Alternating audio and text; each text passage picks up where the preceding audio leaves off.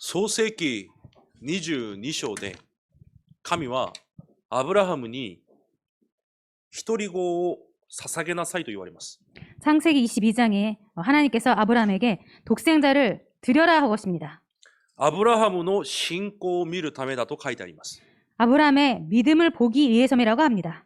アブラハムは何の悩みもなく葛藤もしないで 아브라함은 아무것도 고민하지 않고 갈등도 하지 않고 必ず約束を守る神であることを信じて自分の一人子イサクを神に捧げようとします。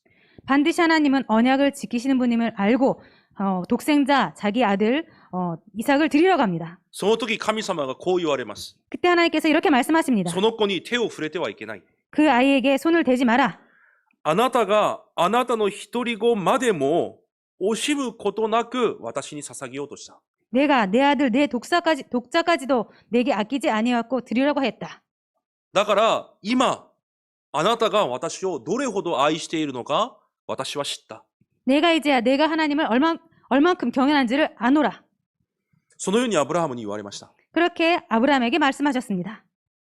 遠い、長い年月が過ぎて 아주 오랜 세월이 지나서 イエス・キリストがこの地に来られて 예수 그리스도께서 이 땅에 오셔서 皆さんにこのように言われました。 여러분들에게 이렇게 말씀하셨습니다. 神はその一人子を惜しまず皆さんのために与えられるほど 하나님께서는 그 독생자 예수님을 들을 만큼 사랑하셔서 皆さんを愛されたと言われます。 여러분들을 그렇게 사랑하셨다고 하셨습니다. 自分の一人子を愛して捧げるくらい皆さんを愛され、その一人子が十字架にかかって死なれたと聖書は言います。 그 독생자를 주실 만큼 우리들을 사랑하시고 그리고 그 독생자가 십자가에서 달려서 돌아가셨다고 하셨습니다. この時代アブラハムのその一人子を捧げる姿を見て 이 시대에 아브라함이 독생자를 드리는 그 모습을 보고 多くの教会はそのような信仰を求めます。 많은 교회들이 그런 믿음을 구합니다. 多くの牧師はそのような信仰を持てと言います。 그리고 많은 목사님들이 그런 믿음을 가지라고 하십니다. 自分の一人子までも捧げる信仰。 자신의 독생자 아들까지 드릴 그런 믿음. でも神様はそれを持たせるためにその事件をやったんじゃないんです。 그런데 하나님께서는 그런 것을 가지라고 이 사건을 주신 것이 아닙니다. そのような信仰を皆さんに持たせるためにその事件を起こしたんじゃないんです。 그런 믿음을 갖게 하기 위해서 그런 사건을 일으키신 것이 そ 아닙니다. れは後の話です。 이것은 나중 일입니다. 神様はそれほど皆さんを愛しているということを明らかにするために聖書を書かれているんです。 하나님께서는 그만큼 우리들을 사랑하셨음을 확실하게 하기 위해서 그 성경책에 이것을 기록하신 것입니다. アブラハムのような信仰を持てじゃなくて、 아브라함 같은 신앙을 가져라가 아니라 アブラハムの同じように一人子を皆さんのために捧げたその神の愛。 그 아브라함처럼 독생자를 우리를 위해서 주신 그 하나님의 사랑, その愛を知りなさいということで神は聖書を書かれているんです。 그 하나님의 사랑을 알라라고 이 성경에 쓰신 것입니다. でも多くの人はそれを忘れています。 그런데 많은 사람들이 이것을 잊고 있습니다. 信仰を持と 신앙을 믿음을 う。 갖자. 私も神様を愛そ 나도 하나님을 う。 사랑하자. もちろん間違いではありません。 물론 틀린 것은 아닙니다. 私も重要なものを神に捧げよ 나도 중요한 것을 귀한 것을 하나님께 드리자. う。いい信仰を持と 좋은 믿음을 갖자. う。間違いではありません。 틀린 것은 でも 아닙니다. 重要なことを考えてないんです。 그런데 중요한 것을 하고 있지 だ 않습니다. からパウロは聖書で言います。 그래서 바울은 성경에 말을 합니다. 何回も言います。 몇 번이나 말합니다. 皆さんが大好きなガラテヤ2章20節にも言います。 여러분께서 아주 좋아하는 갈라디아 2장 20절에도 말합니다. 私を愛し、 나를 사랑하시고 私のために死なれた。 나를 위해서 죽으셨다. 死ぬまで私を愛されたその神。 죽은 만큼 나를 사랑하신 그 하나님. その神の愛を私が知っているとパウロは告白します。 내가 그 하나님의 사랑을 알고 있다고 바울이 고백합니다. その愛は絶対に断ち切ることができないと告白します。 그 사랑은 절대로 끊을 수 없다고 고백합니다. 私はその愛の中で生きていくものだと告白します。 나는 그 하나님의 사랑 안에서 살아가는 자다라고 고백하고 있습니다. だから先週の結論で皆さんに申し上げたんです。 그래서 지난주 결론에 여러분들에게 말씀드린 것입니다. 神様にどうしようか。 하나님께 어떻게 해야 되지? どのような信仰を持てばいいんだ。 어떠한 신앙을 가져야 되지? どうやって愛せばいいんだ。 어떻게 하나님을 사랑해야 それ 되지? よりも以前に 그것 이전에 神の愛に私が握りしめられてみるんです。 그 하나님의 사랑에 내가 붙잡혀 보는 것입니다. それが何よりも重要です。 이것이 그 무엇보다도 중요합니다. その神様が私たちに与えられている恵みとその愛を忘れてしまうと、 그 하나님께서 우리에게 주신 그 사랑과 은혜를 잊어버리면 第一コリントでパウロは言います。 고린도 전서에서 바울이 말합니다. いくらすごいことをしていても、 아주 엄청난 것을 해도 その愛が皆さんにないと、 그 사랑이 너희들에게 없으면 皆さんは何でもないと言います。 여러분들은 아무것도 아닌 자다라고 말합니다.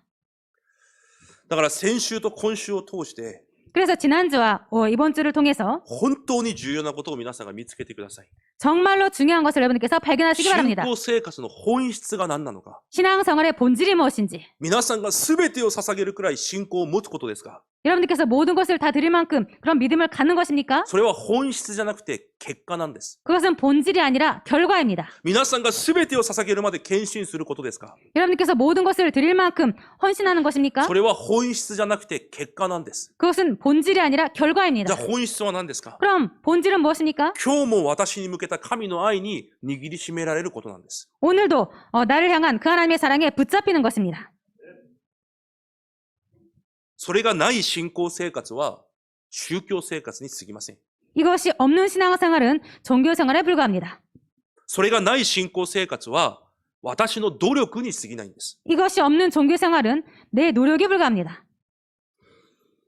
先週とつながる話です。 지난주와 연결되는 얘기입니다. 神は皆さんをとてもとても愛されています。 하나님 여러분들을 아주 사랑하십니다. だから皆さんは何かを考えて判断する以前に、 그래서 여러분들께서 뭔가를 생각하고 판단하기 전에 その神の愛にまず握りしめられていなければいけないんです。 여러분들께서 먼저 그 하나님의 사랑에 붙잡혀 있지 않으면 안 됩니다. この世にはこのような話があります。このような言葉があります。 이 세상엔 이런 말이 있습니다. 愛を受けてみた者だけが愛することができるという話があります。 사랑을 받아본 자만이 사랑할 수 있다. 이런 말이 있습니다. 同じです。 똑같습니다. 神の愛を本当に知って、 하나님의 사랑을 정말로 そ 알고 の愛を本当に受けて味わっている者だけが 그 사랑을 정말로 받고 누리고 있는 자만이 神を愛することができて、 하나님을 사랑할 수 있고 教会を愛することができて、 교회를 사랑할 수 있고 後代を愛することができて、 후대를 사랑할 수 있고 魂を愛することができるんです。 영혼을 사랑할 수 있는 것입니다.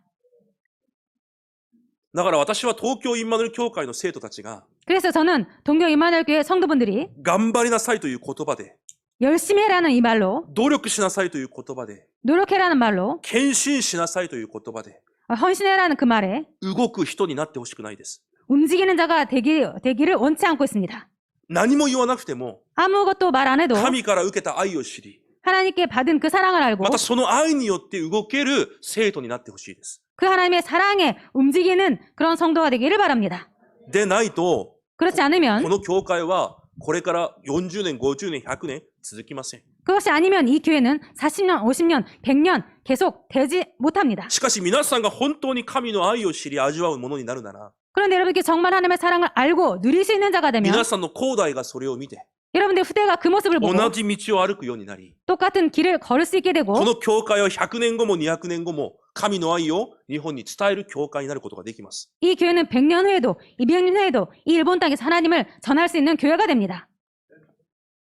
いくら伝道宣教、世界福音化を口で叫んでいても、 그래서 아무리 전도 선교 세계 복음화를 입으로 외치고 있어도 いくら237カ国福音化を叫んでいても、 아무리 237개국 이것을 입으로 계속 외치고 있어도 神の愛がない者は、 하나님의 사랑이 없는 자는 神の愛を知らない者は、 하나님의 사랑을 모르는 자는 神の愛を今日も味わっていない者は、 하나님의 사랑을 오늘도 누리지 못하고 있는 자는 第一コリント13章に書いてあるように、 고린도전서 13장에 써 있듯이 うるさいシンバルに過ぎないんです。 시끄러운 弦狩り。 꽹과리 같다 シンバ 라고 써 ル、 있습니다. ものすごくうるさいじゃないですか。 꽹과리가 아주 시끄럽지 않습니까? おかしいことにオーケストラで打っているシンバルも美しいはずなのにうるさいです。 이상하게도 오케스트라에서 치는 그 심벌도 시끄럽게 느껴집니다. でも愛がない者は何を語ってもうるさいだけだと聖書は言います。 그런데 사랑이 없는 자는 무엇을 말해도 그렇게 시끄러운 꽹과리와 같다고 합니다. いくら口から福音を語っても、 아무리 입으로 복음을 い 전해도 くらイエス・キリストを叫んでも、 아무리 예수 그리스도를 외쳐도 神の愛が心にない者は、 하나님의 사랑이 마음에 없는 자는 その恵みを今日も味わっていない者は、 그 은혜를 오늘도 누리지 못하는 자는 うるさいシンバルに過ぎないんです。 시끄러운 꽹과리에 불과합니다. だから神の働きは、 그래서 하나님의 사역은 神の愛を知り、 하나님의 사랑을 알고 神を愛する、 하나님을 사랑하는 神の民を通して、 하나님의 백성을 통해서 神がなさることです。 하나님께서 하시는 것입니다.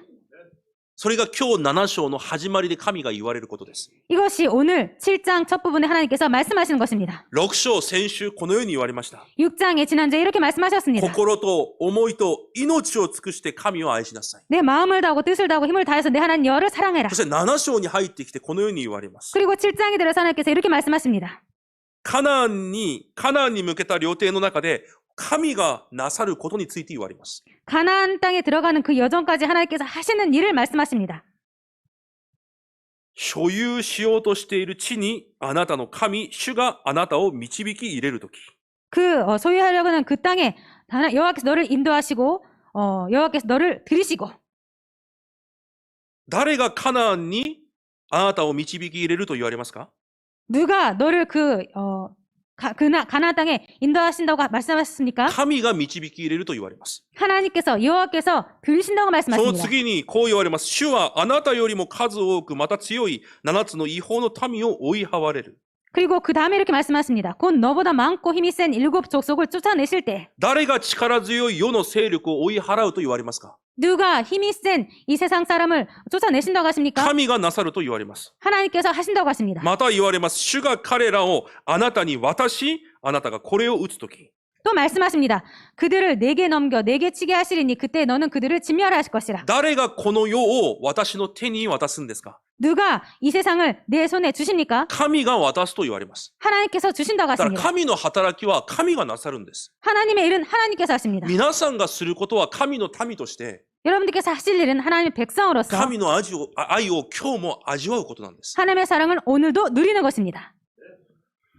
今も同じです。 지금도 똑같습니다. 237カ国の世界福音化に向けて、 237개국의 세계 복음화를 향해서 また日本福音化に向けた旅程の中で、 그리고 일본 복음화를 향한 여정 속에서 私がするべきことより、 내가 해야 될 것보다도 神がなさることの方がもっとたくさんあります。 하나님께서 하실 일이 훨씬 많습니다. 私がすることは正直あまりありません。 내가 할 것은 솔직히 별로 없습니다. 使徒1章8節に約束されます。 사도행전 1장 8절에 약속하시고 계십니다. 私の証人となります。 내 증인이 되리라. なりなさいと言われません。 되라가 아닙니다. 生きなさいとも言われません。 가라도라고도 말씀하지 않으셨습니다. 地の果てまで私の証人になりますと言われました。 땅 끝까지 이르러 내 증인이 되리라라고 하셨습니다. ローマ書8章28節にも約束されます。 로마서 8장 28절에도 약속하시고 계십니다. 神を愛する者には、 하나님을 사랑하는 자는 神を愛する者には、 하나님을 사랑하는 자, すべてのことに働き、益としてくださると約束されます。 그 자에게 모든 것이 합력하여 선을 이루니라고 말씀하십니다. 正確に説いてこれを説明すると、 정확하게 풀어서 이 말씀을 神 드리면요. を愛している者に起こるすべてのことに、 하나님을 사랑하는 자에게 일어나는 모든 것에 聖霊が働かれて、 성령님께서 역사하사 神の栄光が現れるように、 하나님의 영광이 나타나도록 世界福音化に用いられることができるように、 세계 복음화에 쓰임 받을 수 있도록 神が成し遂げていかれると約束されます。 하나님께서 이루어 나가신다고 じゃ 약속하셨습니다. あ皆さんがすることは何ですか？ 그럼 여러분들께서 하실 것은 무엇입니까? そのすべてのことですか？ 그 모든 것입니까? いや、すべてのことはできなくても大丈夫です。 아니요. 그 모든 것은 못해도 괜찮습니다. 神を愛することなんです。 하나님을 사랑하는 것입니다. 福音を愛することなんです。 복음을 사랑하는 イエ 것입니다. ス・キリストを愛することなんです。 예수 그리스도를 사랑하는 것입니다.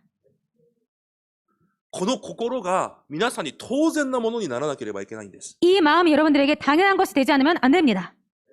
神の愛を味わったことがないものは、これが少し恥ずかしかったり、愛というふうになってしまいます。 이 하나님의 사랑을 누린 적이 없는 사람은 조금 이런 부분이 창피하거나 사랑 이렇게 될 것입니다. だから皆さん、まず先にやることが、神様が私をどれほど愛されているのかを御言葉で探すんです。 그래서 여러분들께서 그 무엇보다 먼저 해야 될 것은 하나님이 나를 사랑하심을 말씀을 통해서 찾아야 됩니다. その中で、その約束にとらわれるんです。 그 안에서 그 약속에 붙잡히는 것입니다. 第一テサロニケ5章24節にこのように言われます。 데살로니가 전서 5장 24절에 이렇게 약속하시고 계십니다. あなた方を召された神は真実な方だから。 너희를 부르신 이는 미쁘시니 主がそのようにしてくださいます。 그가 또한 이루시리라. 皆さんを呼ばれました。 여러분들을 皆 부르셨습니다. さんにミッションを与えられます。 여러분들에게 미션을 使 주십니다. 命を与えられます。 사명을 し 주십니다. かしそれは約束なんです。 그런데 그것은 약속입니다. 神がなさるという約束です。 하나님께서 하신다는 약속입니다. 真実な神がそれをそのようにしてくださると確かに聖書は言います。 믿부신 진실하신 하나님께서 그것을 그렇게 이루신다는 것입니다. でも私たちは常に間違ったことを考えているんです。 그런데 우리들은 항상 틀린 것을 생각합니다. この真実な神を求めるんじゃなくて、 이 진실한 하나님을 구하는 것이 아니라 私の状況を見て、 내 상황을 보고 私の環境を考えて、 내 환경을 생각하고 私にはできませんと言います。 나는 못합니다라고 말합니다. これはできない、あれはできないと言います。 이것은 안 돼, 저것은 안 돼 이렇게 말합니다. 私の状況だけを考えてるから、 내 상황만 생각하기 때문에 私に向けた神の愛を考えるんじゃなくて、 나를 향한 하나님을 생각하는 것이 아니라 私の状況ばかり見てるから、 내 상황만 보고 있기 때문에 結局私中心の人生になるんです。 결국 나 중심의 인생이 됩니다. それが荒野の民です。 이것이 광야의 백성들입니다. 今日重要なことを逃しちゃいけません。 오늘 중요한 것을 놓쳐서는 안 되겠습니다. 神の愛を受けて、 하나님의 사랑을 받고 神を愛する神の民であるなら、 하나님의 사랑을 받은 하나님의 사람이라면 本当に重要なのは状況も環境も違います。 정말로 중요한 것은 상황도 환경도 ま 아닙니다. た私の能力や私の背景でもありません。 그리고 내 능력과 내 배경도 아닙니다. 私がどんな人なのか、私の招待性だけ知っていればいいんです。 내가 어떤 사람인지 내 정체성만 알고 있으면 됩니다. 皆さんの招待性だけしっかり知っていればいいんです。 여러분들의 정체성만 확실히 알고 있으면 됩니다. いつ、 언제? いつでも、 언제나 どんなことがあっても、 어떤 일이 있어도 皆さんの招待性だけ残さなければいいんです。 여러분들의 정체성만 놓치지 않으면 됩니다. そうすれば全てを神がなさいます。 그럴 때 하나님께서 모든 것을 하십니다. 一般の病院に行けば、 일반 병원에 가면 医者たちが患者に会って一番最初に聞く言葉って何ですか？ 의사들이 환자를 만나서 가장 먼저 말을 거는 것이 무엇입니까? どこが不便ですか？どこが痛いですか？って聞くはずです。 어디가 아픕니까? 어디가 불편합니까? 이렇게 길을 묻을 で 것입니다. も精神科の医者は患者に会った時にそのように聞かないそうです。 그런데 정신병원 의사는 환자를 만났을 때 그렇게 말을 안 한답니다.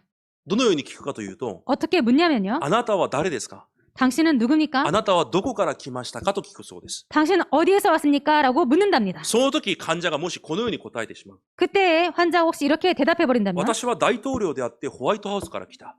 저는 대통령이고 화이트하우스에서 왔습니다. 100%狂ってるんです。 100% 정신이 간 것입니다. 何を言いたいんでしょうか？ 무엇을 말하고 싶냐면요. 人間において招待性を知ることって本当に重要なんです。 인간에게 있어서 정체성을 안다는 것은 정말로 중요한 それが 것입니다. 肉体的にもそうであるように、 육체적으로도 그런 것처럼 霊的にも招待性を知るということはとても重要なんです。 영적으로도 정체성을 안다는 것은 아주 でも 중요합니다. ほとんどの人が生活でこの招待性を忘れて生きていきます。 그런데 거의 모든 사람들이 삶 속에서 이 정체성을 놓고 잊고 삽니다.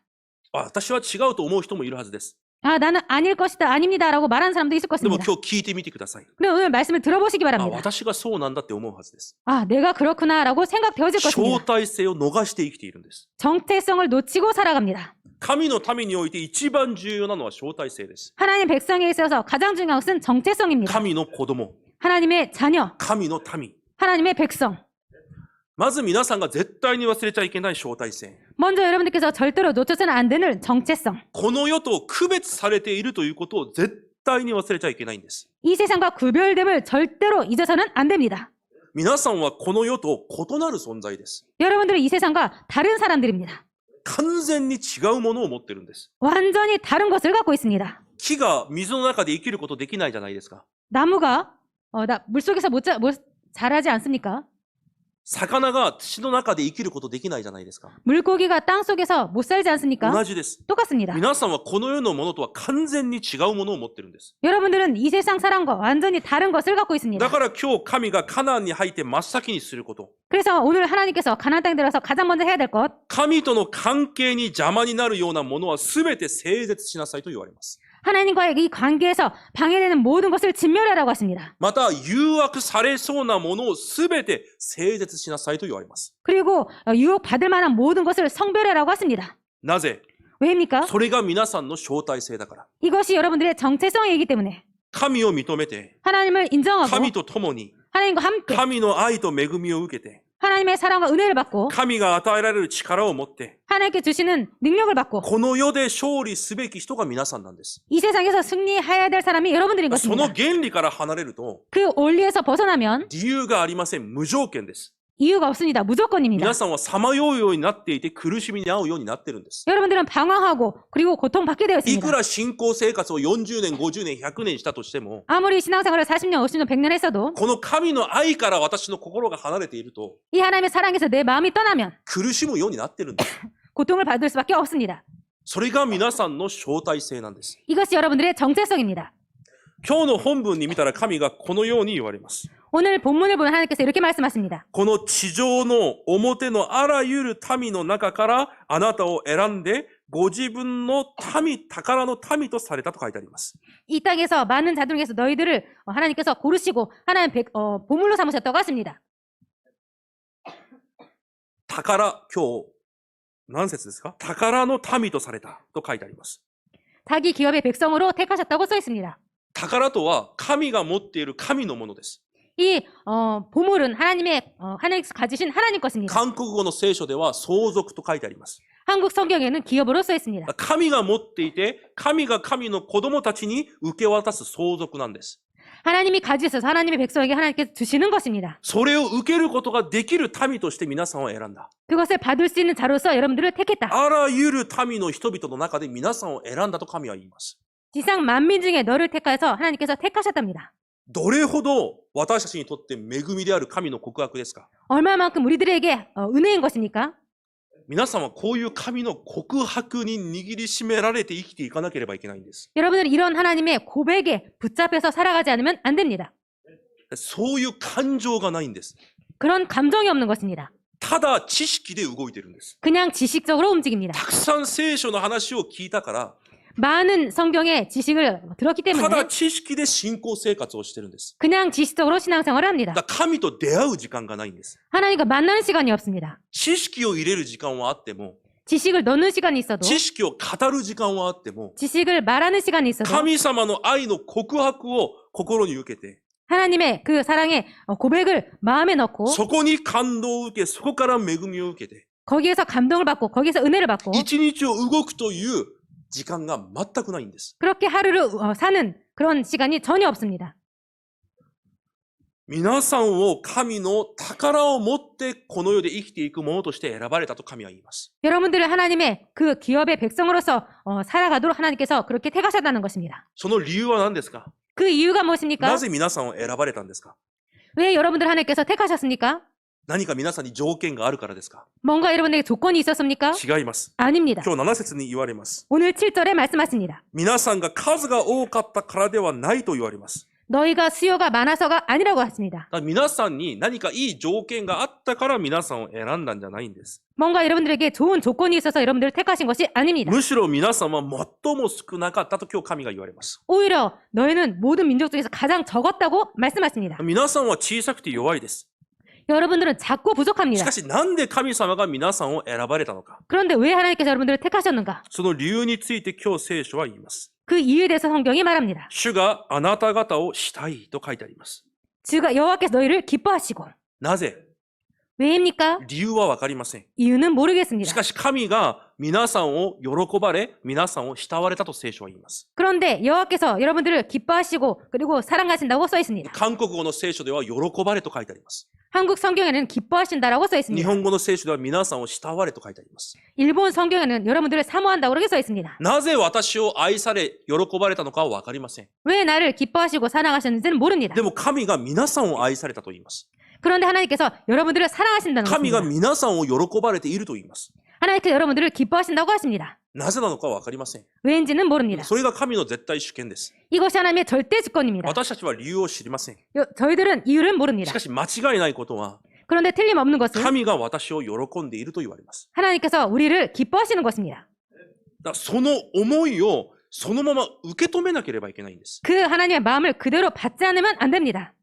それが黙想なんですよ。 이것이 묵상인 것입니다. 黙想は頭に入れるものじゃないんです。 묵상은 머리에 넣는 것이 아닙니다. 神の約束を、 하나님의 약속을, 神の告白を 하나님의 고백을 私の心に受け止めるものなんです。 내 마음에 받는 것입니다. でも私たちは続けて目に見えるもので自分自身を見ます。 그런데 우리들은 항상 눈에 보이는 것으로 봅니다. 目に見える私をもって全てを考えます。 눈에 보이는 나로 모든 것을 생각합니다. 私がこうで、ああで。 내가 이렇기 때문에 저렇기 때문에. 私たちはそういう相対性じゃないんです。 우리들은 그런 정체성이 아닙니다. 神が私を喜んでおられるというその事実を 하나님께서 우리를 기뻐하신다는 그 사실로 そのまま私の心に受け止めるんです。 그대로 내 마음에 받아들이는 것입니다. それが皆さんの相対性なんです。 이것이 여러분들의 정체성인 것입니다. また8節にこのように言われます。 그리고 8절에 이렇게 말씀하십니다. しかし主があなた方を愛されたから。 다만 너희를 사랑하심으로 말미암아. 他の理由がありません。 다른 이유가 없습니다. 皆さんは弱くて小さいです。 여러분들은 연약하고 작습니다. 少なくてまた足りないです。 적고 부족합니다. しかし神があなたを愛された。 그런데 여호와께서 너희를 사랑하심으로 聖書は 말미암아. そのように言います。 성경은 그렇게 말합니다. その神の御言葉を心に受け止めるんです。 그 하나님의 말씀을 마음에 받아들이는 その 것입니다. 神の告白をそのまま私の心に受け止めるんです。 그 하나님의 고백을 그대로 내 마음에 받아들이는 것입니다. でも私たちはこんな考え、あんな考え、たくさんの考えをします。 그런데 우리들은 이런 생각, 저런 생각, 많은 생각을 합니다. 弱い、小さい、 적다, 작다, 足りない、 부족하다, うまくいかない、 잘 안 돼, うまくいきそうにない。 잘 안 될 것 같아. 目に見えるあらゆるものがもう心を捉えています。 눈에 보이는 여러 가지가 마음을 잡고 있습니다. それは皆さんの相対性じゃないんです。 그것은 여러분들의 정체성이 아닙니다. 皆さんの相対性は何かというと、 여러분의 정체성이 무엇인가 こ 하면요. んな私だけど、 이런 나라도 しかし神が私を愛された。 다만 여호와께서 나를 사랑하셨다. しかし神が私を喜ばれた。 그런데 여호와께서 나를 기뻐하신다. そして私を神の聖なる民とされた。 그리고 나를 하나님의 백성민으로 삼으셨다. それが皆さんが毎日味わわなければいけない皆さんの相対性なんです。 이것이 여러분들께서 매일 누려야 될 여러분들의 정체성인 것입니다. 正直な話、 솔직히 말씀드려서요. 皆さんが生活を暮らしていくときに、 여러분들의 삶 속에서 살아가실 때 あらゆる選択にぶつかったり、 여러분 여러 가지 선택을 해야 될 때 あらゆる問題にぶつかるじゃないですか。 여러 가지 문제에 부닥치지 않습니까? その時に、 그때 私は神が喜ばれるものなんだ。 나는 하나님께서 기뻐하시는 자다. 神が愛されているものなんだ。 하나님께서 사랑하시는 자다. この相対性を持ってそれを考えている人って多分ほとんどいないと思います。 이런 정체성을 가지고 그렇게 생각하시는 분 아마 거의 없을 ほ 것입니다. とんどの人が 거의 모든 自 사람들이 分が持っている知識で、 자신이 갖고 있는 지식으로 自分が持っている経験で、 자신이 갖고 있는 경험으로 自分がやってきた方法で、 자신이 해왔던 방법으로 全てを見ているはずです。 모든 것을 보고 있을 것입니다. だから相対性を失ってるんです。 정체성을 놓치고 있는 것입니다. 私が誰なのか。 내가 누구인지. カナンに入る前に神が強調された部分はこれ一つです。 가나안 땅에 들어가기 전에 하나님께서 강조하신 부분은 이거 한 가지입니다.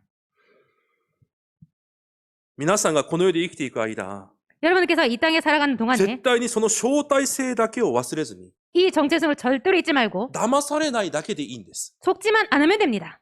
そうすれば神がなさることなんです。 그럴 때 하나님께서 하시는 것입니다. 第一ヨハネ4章10節にこのように言われます。 요한일서 4장 10절에 이렇게 써 있습니다.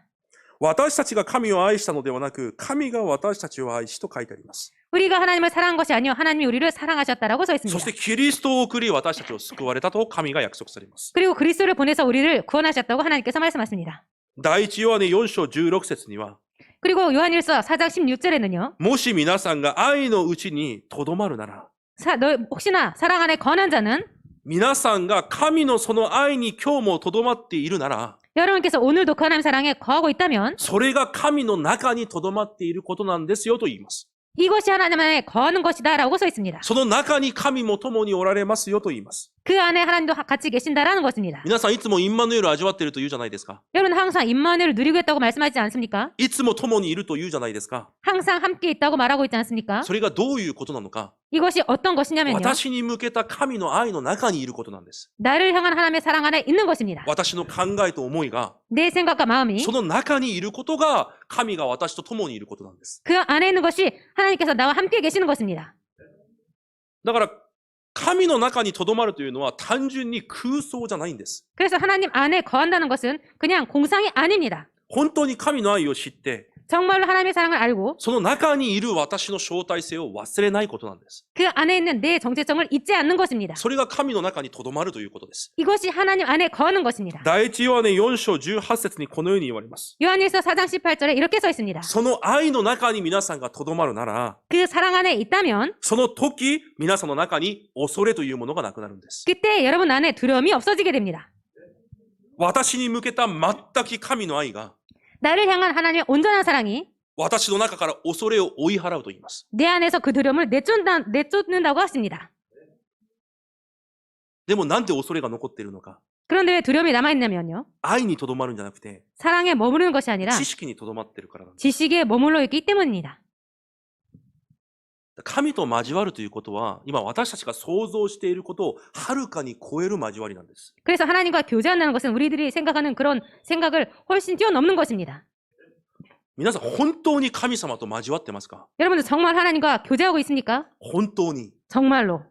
ノートを見て、本を見て交わることが交わるんじゃないんです。 노트를 보고 책을 보고 교제하는 것이 교제가 아닙니다. 私が聞いて知っていることを語ることが交わることじゃないんです。 내가 듣고 아는 것을 말하는 것이 누리는 것이 아닙니다. 本当に皆さん心の中で神の愛を感じてますか？ 정말 여러분은 마음 깊이 그 하나님의 사랑을 느끼고 있습니까? 今日も私を向けて注がれているその神の恵みを心の中で感じてますか？ 오늘 나에게 주는 그 은혜를 정말로 느끼고 살고 있습니까? その交わりが神との交わりなんです。 그 교제가 하나님과의 교제인 것입니다. その交わりがあってこそ心の中から恐れが去っていくんです。 그 교제가 있어야지 내 안에서 두려움이 없어지게 됩니다. だから今日皆さんその招待性を忘れては絶対いけません。 그래서 오늘 여러분들께서 이 정체성을 놓치면 절대로 안 これは 됩니다. 本当に簡単な話じゃありません。 이것은 정말로 간단한 얘기가 아닙니다. 私たちが本当に生きていきながらもう招待性という部分をものすごく忘れて生きているんです。 우리들이 살아가면서 이 정체성이라는 것을 정말로 잊고 살게 됩니다. 私が誰なのかもう認識すらできずに生きてきた通り生きていくだけなんです。 내가 어떤 자인지 그렇게 인식도 못하고 그렇게 살아가고 있습니다. 私の目で見たこと、 내 눈으로 본 것, 私の耳で聞いたこと、 내 귀로 들은 것, 私の経験したこと、 내가 경험한 것, それだけで考えている私。 그것만으로 생각하고 있는다. それだけで私を考えているんです。 그것만으로 나를 생각하고 있습니다. それだけを認識して生きていくんです。 그것만 인식하고 살고 있습니다. 神が本当に愛されている私。 하나님께서 정말로 사랑하고 있는다. 神が私を見て喜ばれている私。 하나님께서 나를 보고 기뻐하시는 그 하나님. それを忘れて生きていくんです。 그것을 잊고 살고 있습니다. 本当の私の招待性を忘れて生きているんです。 정말로 참 나의 정체성을 놓치고 살고 있습니다.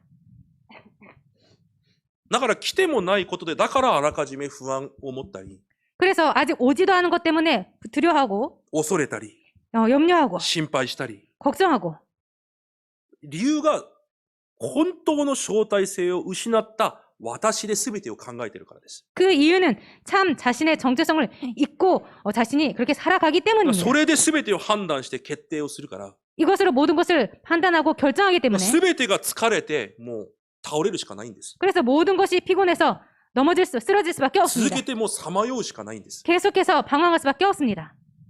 私が誰なのかを逃さないことが私たちの全てです。 내가 누구인지를 잊지 않는 것이 모든 것입니다. でも私たちは逆にしています。 그런데 우리들은 반대로 하고 있습니다. 私にある全てのものを持って考えるせいで私の招待性を忘れてしまうんです。 내가 갖고 있는 모든 것을 가지고 생각하기 때문에 나의 정체성을 잊게 됩니다. 皆さんの全ては一つです。 여러분들의 모든 것은 한 가지입니다. 皆さんの中にあるものが皆さんじゃないんです。 여러분들 안에 있는 것이 여러분이 아닙니다. 一つだけ握って進めばいいんです。 한 가지만 붙잡고 가면 됩니다. それが何かというと具体的に御言葉です。 이것이 무엇인가면요. 구체적으로 말씀드려서 말씀입니다. 神の民が暮らしていくときに基準はただ御言葉だけです。 하나님의 백성의 삶의 기준은 오직 말씀뿐입니다. 私たちはうまくいかないというふうに錯覚をします。 우리들은 잘 안 된다고 착각하고 있습니다. 神の民にうまくいかないということはありません。 하나님의 백성에게 잘 안 된다는 것은 없습니다. でも私たちはうまくいかないというふうに錯覚をしています。 그런데 우리들은 잘 안 된다고 착각하고 있습니다. なぜ錯覚をしているのかというと、왜 착각하고 있냐면요. 私を愛されている神の心を忘れてるんです。 나를 사랑하시는 하나님의 그 마음을 잊고 있습니다. 恵みで導かれている神の御心を忘れてるんです。 은혜로 인도하시는 그 하나님을 은혜를 잊고 있습니다. 神が約束された御言葉は全てを忘れてるんです。 하나님께서 약속하신 그 말씀을 모두 잊고 있습니다. 私が考えていることだけで私を見ています。 내가 생각하는 것만으로 나를 생각하고 있습니다. それをもって決めて喋ります。 그것으로 결정하고 그것으로 보고 결정합니다. だからさまようしかないんです。 그래서 방황할 수밖에 없습니다. 神が本当に愛されて神に選ばれた民にとって 하나님께서 정말로 사랑하셔서 하나님께서 선택하신 하나님 백성에게 있어서 基準はたった一つです。 기준은 오직 한 가지입니다. 本当に皆さんにはたった一つしかないんです。 정말로 여러분에게는 오직 한 가지밖에 없습니다. 神の御言葉で生きるか、 하나님의 말씀으로 사는지 御言葉を逃して私の考えで生きるか。 말씀을 놓치고 내 생각으로 사는가입니다. これ二つに一つしかありません。 이 두 개 중에 한 가지밖에 없습니다. 皆さんが考えていることはたくさんあるとしても、 여러분들께 생각하는 것이 많이 있을지라도 神の民にとっては一つしかないんです。 하나님 백성에게서는 한 가지밖에 御 없습니다. 言葉を握っているのか、 말씀을 붙잡고 있는가? 御言葉を逃し私の考えを握っているのか。 말씀을 놓치고 내 생각으로 살고 있는가? 私が御言葉を握るということがどれほど重要なのかを皆さんが分からなければいけないんです。 내가 말씀을 붙잡고 산다는 것이 어떤 것인지 여러분께서 알지 않으면 안 됩니다. 先週、2部のメッセージの本文でイエス様がサタンから試みを受けられました。 지난주 2부 말씀 때 본문에 예수님께서 사탄에게 시험을 받게 됩니다. その試みを受けた事件が私たちにとってどれほどものすごい事件なのかをまず皆さんが知らなければいけないんです。 그 사건이 우리들에게 얼마나 중요한 사건인지 여러분들께서 알지 않으면 안 됩니다. 聖書に見ると 성경에 보면요. サタンがイエス様を試みるために来たんじゃありません。 사탄이 예수님을 시험하려고 사탄이 온 것이 아닙니다. 聖霊がイエス様をサタンの試みの前まで導きました。 성령님께서 그 사탄의 시험 받을 것까지 예수님을 인도하신 것입니다. なんで導かれたか分かりますか？ 왜 인도하신지 아십니까? そこが重要なんです。 거기가 중요합니다. 最初の人間だったアダムが 첫 인간이었던 아담이 神の御言葉を不従順したこと、 하나님의 말씀을 불순종한 것, その一つの理由のせいで 그 한 가지 이유 때문에 全ての人間には罪と死が入ってきます。 모든 인간에게 죄와 죽음이 오게 됩니다.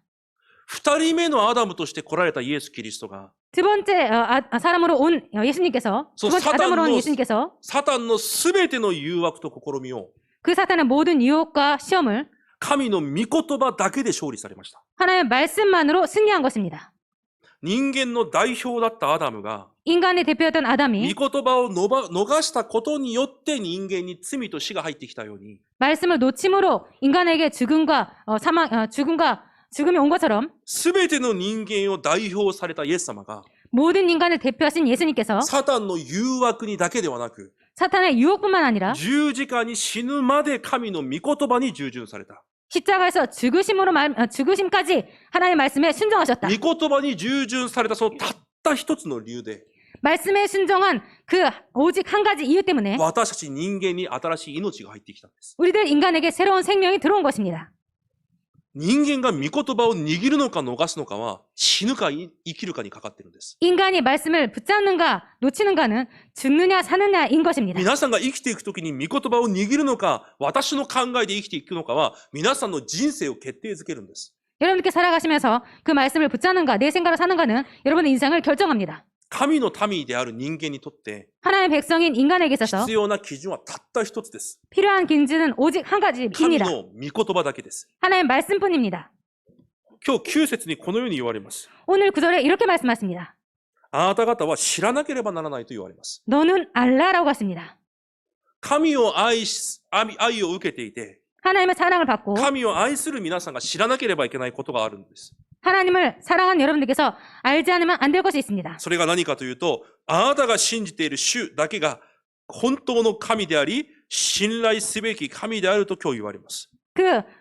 그것이 무엇이냐면 하나님이시오 신실하신 하나님을 알아야 된다는 것입니다. 神だけが神であり、 하나님만이 신실하신 そ 하나님이시고 の方は人間ではなく、 그분은 인간이 아니라 人間を創造された神だと言われます。 인간을 창조하신 하나님이라는 そしてその 것입니다. 神はとても私たちに信頼すべき神であると聖書は言います。 그리고 그 하나님은 신실하신 하나님이라고 성경은 말합니다. 偽りがなく、 거짓이 없고 約束されたことを必ず成し遂げられる愛の神様だと言われます。 약속하신 것을 반드시 이루시는 사랑의 하나님이라고 하십니다. また言われます。 또 말씀하십니다. そのご自分を愛し、 그 자신을 사랑하고 ご自分の命令を守る者には、 그의 계명을 지키는 자에게는 恵みの契約を千代までも守られると約束されます。 천대까지 그의 언약을 이행하신다고 하십니다. だから神を愛することと、 그래서 하나님을 사랑하는 것과 御言葉を守ることを 말씀을 지키는 것 同格としておっしゃってるんです。 동격으로 말씀하십니다. だから神を愛する者、 하나님을 사랑하는 자, すなわち神の御言葉を逃さず守る者、 즉 하나님의 말씀을 놓치지 않고 지키는 자, 千代に至るまで神の恵みと約束を必ず成し遂げられると約束されます。 천대까지 그의 언약을 이행하시며 인애를 베푸신다라고 하십니다. 御言葉を握ることが皆さんに唯一の基準なんです。 그래서 말씀을 붙잡는 것이 여러분들의 유일한 間 기준입니다. 違いありません。 틀림없습니다. 御言葉を逃すとその道は間違っている道です。 말씀을 놓쳤다면 그 길은 틀린 い 길입니다. くら皆さんが正しいことをしていても、 아무리 여러분께서 바른 것을 해도 神の約束から出てきたんじゃなくて、 하나님의 약속에서 나온 것이 아니라 皆さんが考えた結果として出てきているなら、 여러분께 생각하시는 그 결과로서 나온 것이라면 それは間違いです。 그것은 틀린 것입니다. 神の約束から来てるんじゃなくて、 하나님의 약속에서 온 것이 아니라 皆さんの経験から出てきた結果なら、 여러분들의 경험에서 나온 결과라면 その道は間違いです。 그 길은 틀린 길입니다. だから皆さんがすることは一つしかないんです。 여러분들께서 할 것은 한 가지밖에 없습니다. 皆さんの人生は神の手に守られています。 여러분들의 인생은 하나님의 손에 붙잡혀 있습니다. 神は理由もなしに皆さんを喜びだと言われます。 하나님께서는 이유도 없이 여러분들을 기쁨이라고 하십니다. 皆さんが喜びなんです。 여러분이 기쁨입니다. こういう話を聞いて心から反応が起きないですか？ 이런 말씀을 들으시고 여러분들 마음에서 반응이 없습니까? 神が私を見て喜びだと言われるんです。 하나님께서 나를 보시고 기쁨이라고 하십니다. 違うことで泣くんじゃなくて、こういう時に泣かなきゃいけないんです、人間は。 다른 것을 보고 우는 것이 아니라 인간은 이런 것으로 울어야 됩니다. その神が約束されます。 그 하나님께서 약속하십니다. 私を愛する者、 나를 사랑하는 すな 자, わち御言葉を握る者は、 즉 말씀을 붙잡는 자는 千代にまで私が恵みを施すと。 천대까지 인애를 베풀리라. 神の民はそのように生きていくんです。 하나님의 백성은 이렇게 사는 것입니다. 第一ヨハネ5章3節から4節にこのように言います。 요한일서 5장 3절부터 4절에 이렇게 말씀을 하시고 계십니다. 神の愛することがすなわち神の命令を守ることだと言います。 하나님을 사랑하는 것은 이것이니 우리가 그의 계명들을 지키는 것이다. 私たちが神を愛するということは、神の御言葉を握るということです。 우리들이 하나님을 사랑한다는 것은 하나님의 말씀을 붙잡는 것입니다. 私たちが神を愛しているという証拠は、 우리들이 하나님을 사랑합니다라고 하는 것은 그 증거는 神の御言葉に従順して、御言葉通りについていくということです。 하나님의 말씀에 순종하고 그 말씀대로 따라가는 것입니다. いつ、 언제입니까? 暮らしの中で、 삶 속에서 葛藤の前で、 갈등 앞에서 問題の前で、 문제 앞에서 選択の前で、 선택 앞에서 神が私たちに与えられた御言葉だけを握るんです。 하나님께서 우리에게 주신 그 말씀만 붙잡는 것입니다. でもほとんどが御言葉握ってないはずです。 그런데 거의 모든 사람들이 말씀을 붙잡고 있지 않을 ほ 것입니다. とんどがそうです。 거의 모든 自 사람이 分の 그렇습니다. 計算、 자신의 계산, 自分の経験、 자신의 경험, 自分が聞いてきたことを学んでるはずです。자신이 握ってるはずです。 자신이 보고 온 것만 붙잡을 것입니다. 過去もこうだったから、 과거에도 이렇기 때문에 今もこうしなきゃいけない。 지금도 이렇게 해야 돼. 自分の経験。 자신의 경험. いや、みんながこのように言っているから、 모두가 이렇게 말하기 こ 때문에 のようにしなければいけない。 이렇게 해야 돼. 自分の考え。 자신의 생각. 違う。そこで神の約束を握るんです。 아닙니다. 거기에서 하나님의 약속을 붙잡는 것입니다. それだけが全ての瞬間ごとに私たちにある唯一の基準なんです。 이것이 모든 순간마다 우리들의 유일한 기준입니다. 今日本文12節から16節まで読んでみましょう。 오늘 본문 12절부터 16절까지 읽어보도록 神が 하겠습니다. 言われます。もしこの御言葉を皆さんが聞いて守り行うならと言われます。 너희가 이 모든 법도를 듣고 지켜 행하면이라고 써 있습니다. そして12節から16節まで約束されます。 그리고 12절부터 16절까지 약속하십니다. 購読したいと思います。 교독하도록 하겠습니다. それゆえもしあなた方がこれらの定めを聞いてこれを守り行うならば、あなたの神主はあなたの先祖たちに誓われた恵みの契約をあなたのために守り、 곧 너를 사랑하시고 복을 주사 너를 번성하게 하시되 내게 주리라고 내 조상들에게 맹세하신 땅에서 내 소생에게 은혜를 베푸시며 내 토지 소산과 곡식과 포도주와 기름을 풍성하게 하시고 내 소와 양을 번식하게 하시리니. あなたはすべての国々の民の中で最も祝福されたものとなる。あなたのうちにはこのない男、このない女はいないであろう。あなたの家畜も同様である。 여호와께서 또 모든 질병을 내게서 멀리하사 너희가 아는 애굽의 악질에 걸리지 않게 하시고 너를 미워하는 모든 자에게 걸리게 하실 것임이라. 一緒に読みます。あなたはあなたの神主があなたに与えるすべての国々の民を滅ぼし尽くす。彼らを憐れんではならない。また彼らの神々に仕えてはならない。それがあなたへの罠となるからだ。アメン。この本文について別に説明は必要ないはずです。 이 본문에 대해서는 특별히 설명은 필요 없을 神を 것입니다. 愛すること、 하나님을 사랑하는 것, すなわち神の御言葉を握って守り行うこと、 즉 하나님의 말씀을 붙잡고 지키는 것. その中に皆さんに必要なすべての祝福が入っています。 여기에 여러분들에게 필요한 모든 축복이 들어가 있습니다. 神の御言葉を従順するというたった一つの基準。 하나님의 말씀에 순종한다는 한 가지 기준. 神が私を愛されているから、 하나님께서 우리를 사랑하시고 その 계시기 方 때문에 の告白、その方の約束に私のすべてをかけるというその唯一の基準。 그 하나님의 고백에 우리들의 모든 것을 거는 그 유일한 기준. その中に皆さんに必要なすべての祝福が入っています。 거기에 여러분들에게 필요한 모든 축복이 들어가 있습니다. じゃあ皆さんに難しいかもしれません。 여러분들에게는 조금 어려울지 모르겠습니다. 神を愛すること、 하나님을 사랑하는 것, 神の愛を感じること、 하나님의 사랑을 느끼는 것, 難しいかもしれません。 어려울지 모릅니다. いくら皆さんが伝道宣教だもいろいろ献身だ献金だもいろいろ叫んでも 여러분께서 아무리 전도, 선교, 여러 가지 헌신과 그리고 헌금을 그렇게 외쳐도 イエス様が来られて言われたじゃないですか。 예수님께서 오셔서 말씀하지 あなた 않았었습니까? の中に愛がないことを知っている。 네 안에 사랑이 없음을 알고 있다. また何て言われたかわかりますか？ 그리고 뭐라고 말씀하신지 아십니까? 神は石ころを持ってでも福音を伝えることができると言われました。 하나님은 돌을 가지고서라도 일을 하신다고 말씀하십니다. 石ころを持ってでもできると言われたんです。 돌을 가지고도 하실 수 있다는 것입니다. 皆さんに本当に何を願われてるんですか？ 그래서 정말 여러분들에게 무엇을 원하고 계십니까? 関係なんです。関係。 관계인 것입니다. 神様との関係。 하나님과의 관계. ほとんどの人がこの関係を無視して生きていきます。 거의 모든 사람들이 이 관계를 무시하고 삽니다. ただ聞いたことで自分の自己満足で生きていくんです。 그냥 들은 것으로 자기 만족으로 살아갑니다. それが正しいと聞いたから正しいことをしようと叫びながら生きていくだけなんです。 그것이 맞다고 들었기 때문에 말한 것을 맞는다는 것을 외치고 살아가는 것입니다. 神との関係がないんです。 하나님과의 관계가 없습니다. 関係があるなら感じるじゃないですか。 관계가 있다면 느끼지 않습니까? 皆さんが親子と出会ったなら、子供と出会って父親と出会うなら、 여러분들께서 자녀와 만나고 부모와 만났다면 親しみを感じるじゃないですか。 그 친분함을 느낄 것입니다. 喜びを感じるじゃないですか。 기쁨을 느끼지 않습니까? 楽しさを感じるじゃないですか。 즐거움이란 것을 느끼지 こ 않습니까? れが皆さんにありますか？霊的に。 이것이 여러분들에게 있습니까? 영적으로? それを言ってるんです。 그것을 말하는 것입니다. 空想じゃないんです。 공상이 아닙니다. 事実なんです。 사실인 것입니다. 神との交わりは。 하나님과의 이 교제는. だから今日16節にもう一度言われます。 그래서 오늘 16절에 또 말씀하십니다. 御言葉以外のものはすべて捨てろと。 말씀의 모든 것은 버리라고. なぜならそれがあなたへの罠になるからだと言います。 왜냐하면 그것이 너희들에게 올무가 된다는 것입니다.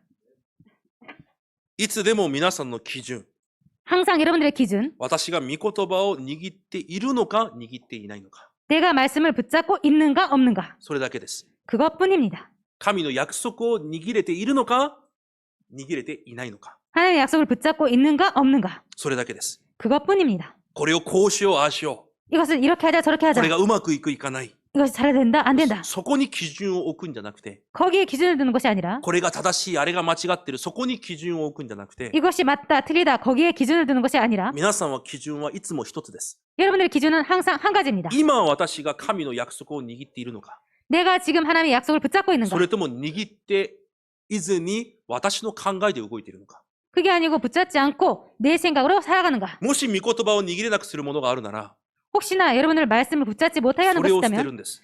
그것을 버리는 것입니다. 御言葉よりも重要なものがあると、 말씀보다 중요한 것이 있다면 結局それが罠になります。 결국 그것이 올무가 됩니다. 皆さんは失敗の道へ歩むようになります。 그래서 여러분들은 실패의 길로 걷게 됩니다. いくら合っているもの、 아무리 맞는 것, いくらいいものがあっても、 아무리 좋은 것이 있어도 神の御言葉と私を遠ざけるものに対しては、 하나님과 나를 멀게 하는 것이 있다면 いつでも皆さんはノーと答えなければいけないんです。 여러분들은 항상 노라고 대답하자면 안 됩니다. どんなに良いものであっても、 아무리 좋은 것이라도 どんな有益であっても、 어떤 유익이라도 また反対にどんな損になることであっても、 그리고 반대로 아무리 손해가 되는 것이라도 もしそれが神の御言葉と皆さんを遠ざけるものなら、 혹시나 여러분들과 하나님과의 관계를 멀게 하는 것이라면 神の愛の心を皆さんの心に感じて、 하나님의 사랑을 여러분의 마음속에 느끼고 皆さんはノーと言えなければいけないんです。 여러분은 노라고 말하지 않으면 안 됩니다. 信仰は空想じゃないんです。 신앙은 공상이 아닙니다. 本当の関係なんです。 참 관계인 것입니다. 私が御言葉を握っている状態なのか、逃している状態なのか。 내가 말씀을 붙잡고 있는 상태인가 놓치고 있는 상태인가. 結論です。 결론입니다. 新明記7章21節を読みましょう。 신명기 7장 17절을 읽도록 하겠습니다. 新明記7章21節。 신명기 7장 21節です。 21절입니다. 一緒に読んでみます。 같이 읽도록 하겠습니다. せーの、彼らの前でおののいてはならない。あなたの神、主大いなる恐るべき神があなたのうちにおられるからだ。アメン。大いなる主があなた方の中におられると約束されます。 크고 두려운 하나님이 너희 중에 계신다고 で 약속하십니다. 世に勝利する奥義インマヌエルの祝福は、 이 세상에 승리하는 임마누엘의 그 こ 비밀은요. の御言葉を持った交わりで味わうんです。 이 말씀을 갖고 교제하는 あ、 것입니다. 神が共にいる。 하나님께서 함께 絶 계신다. 対離れない。 절대로 떠나지 私と 않는다. 一緒にいる。 나와 함께 계신다. それは皆さんの考えです。 그것은 여러분들의 생각입니다. はっきり言います。 확실히 それは 말씀드리겠습니다. 皆さんが考えているだけなんです。 그것은 여러분께서 생각하고 있을 知 뿐입니다. 識だけです。 지식입니다. 会うんです、神と。 하나님과 만나는 것입니다. 神と交わるんです。 하나님과 교제하는 것입니다. その告白、神が私に告白されたその告白、 하나님께서 우리들에게 고백하신 그 고백, 約束されたその約束を、 약속하신 약속을 私の胸で心でそれを受け止めるんです。 내 마음으로, 내 가슴으로 그것을 받는 것입니다. 難しいですか？ 어렵습니까? よく女性の方々、かっこいい俳優さんが一言投げると、いやーって言うじゃないですか。 여자분들께서 멋있는 배우가 뭔가를 말하면 여러분께서 야 이렇게 하지 않습니까? 皆さんに言ってるわけでもないのに、 여러분들에게 말을 하는 것도 아닌데 それを拾ってきて自分の胸に受け止めます。 그것을 이렇게 집어와서 자신의 마음에 받습니다. 他の女性に語っているのに、 다른 여자에게 말하고 있는데 その人は自分を知らないのに、 그 사람은 자신을 모르는데 自分に言っているかのように持ってきて、 자신에게 말하는 것처럼 가지고 あ 와서 あ、かっこいい。 아 멋있다. バカですか？ 바보인가요? まあ、暇ならたくさんやってください。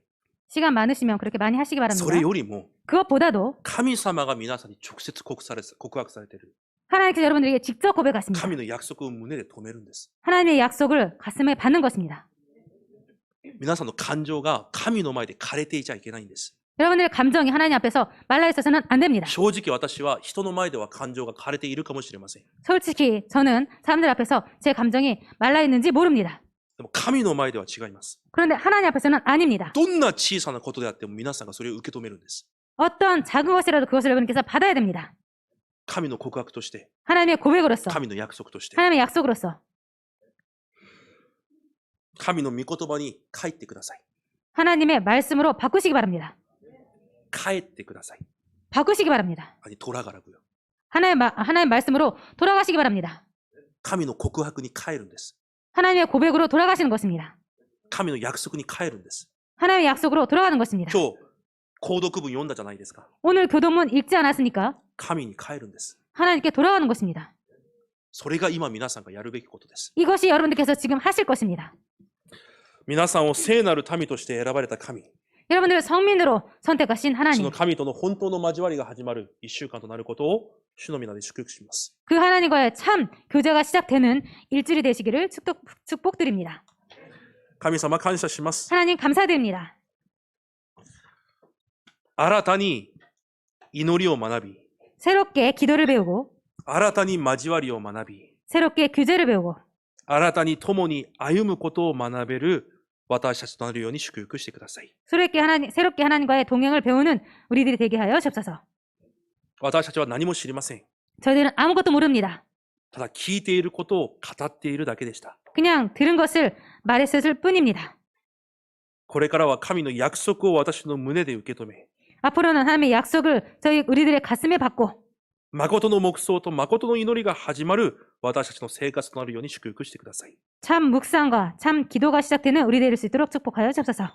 イエス・キリストの皆によって感謝し、お祈りいたします。 예수 그리스도의 이름으로 감사드리며 기도드립니다. アメン。 아멘.